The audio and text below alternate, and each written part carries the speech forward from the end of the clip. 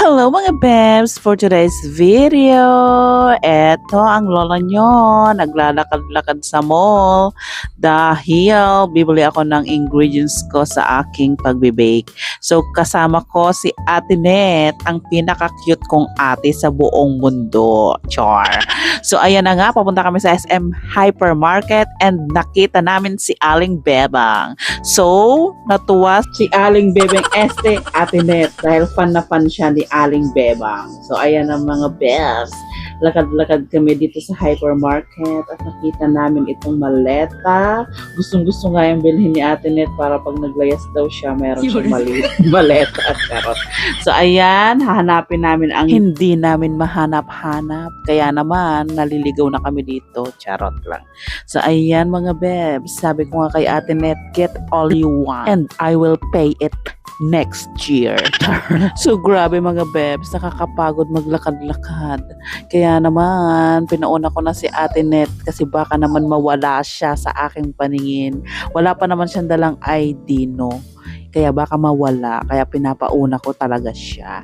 So ayan, malapit na kaming makarating sa aming mga paroroonan. Charot. So ayan, may nakita pa kaming mga fruits dito and ayun nga, natatakam si Ate Net. Actually, kaming dalawa natakam pero mahal. Kaya wag na muna yan. Kulang sa budget. Then, nahanap ko na rin ang aking hinahanap. Yan ang mga bebs. Chararandandan, na cream cheese. Dami-damihan ko na para matagal-tagal ko nang magagamit yan. So, ayan na nga. After that, mga bebs, is naglakad-lakad ulit kami. Dito kami sa frozen goods. Mga chicken, mga fish. May hinahanap kasi ako dito. May tinitignan ako May gusto akong itry na lutuin. Pero dahil wala, hindi ko naman nahanap. So, ayan. Nalungkot tuloy ang lola nyo. So, ayan na mga bebs. Lumipat na lang kami and eto, natuwa ulit ako dahil may nakita akong napaka-cute na marshmallows para sa Halloween. So, naisip ko si Prince kaya binilhan ko siya. And mga bebs, may nakita pa kami dito kung nakakatawa talaga. Grabe, as in. Oh, yung cookie mo. Ayan, pepero. Pepe mo. Pepe. Ano ba yan? Mga pangalan, Pepe mo. Pepero.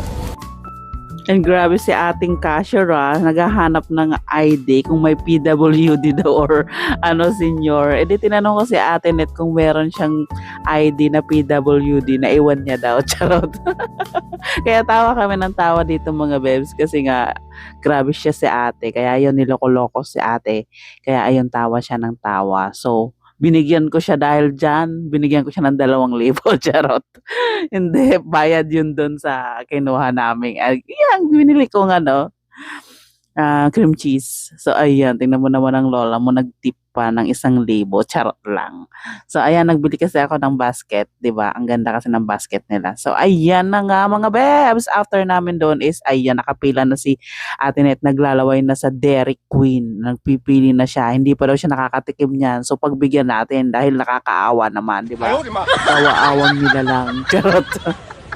So, ayan, namili kami and ayan, napakasarap naman talaga ng ice cream dito sa DQ, di ba? The best ang lasa. So, kailangan talaga naming magpalamig para naman ma-refresh ang aming mga utang. Yeah.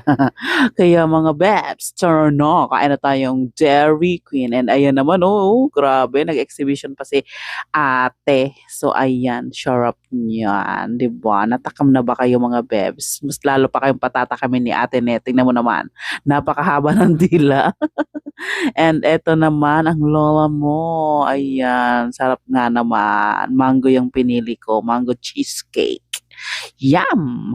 So, ayan, naglakad-lakad pa kami and ang ganda ng decoration dito sa SM. Tingnan mo, ang daming mga stall dyan, yung mga kutkuti na mga tinitinda nila. Ang ganda tignan, pare-parehas. Tingnan mo naman. Mas lalo siguro maganda dito kapag gabi. So, ayan, tingnan mo mga bebs. Umulan. Grabe. Wala pa naman kami dalang payong.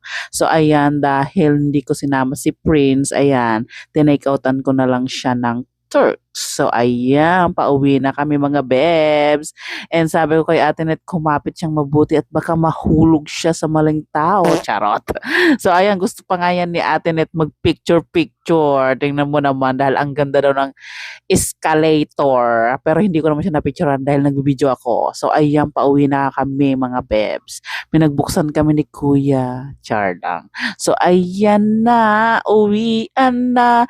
Uwian na. Di na masaya. So, ayan na nga si Kuya nag-aantay na ang aming taxi. Char. Naka-taxi no? So, ang ganda ng aming taxi. So, pauwi na ang dalawang labuyera. And, ayan na, pagka-uwi ko, binigay ko kaagad kay Prince ang aking pasalubong and super happy naman siya. And kararating niya lang din galing sa school. So, happy siya dahil may pasalubong ang mami niya. So that's it mga bebs. Bye-bye!